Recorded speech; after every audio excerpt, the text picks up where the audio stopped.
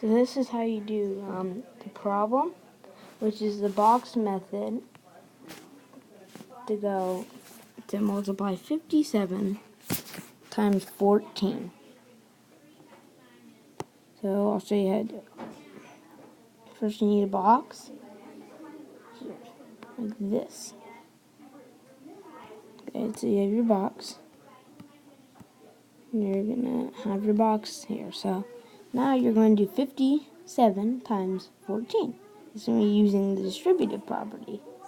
So what you want to do with this is you want to do 50. Use 50.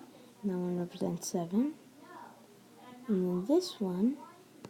And then you're doing times 14. So then you do 1. So that's what you're going to do. So it's going to be a lot like this. But you're going to have a 10 here. Just move it over here. Okay, so this is going to be 10, because it's 10 and 4 makes 14. Now, when you do 5 times 1, which is 5, so you add on the 2 zeros, that's 500. All you need to do is multiply all these numbers.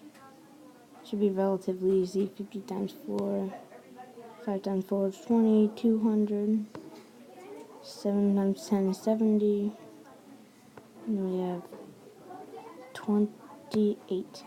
And all those numbers need to be added. So what I can do is you do 500, 200, 70, and 28.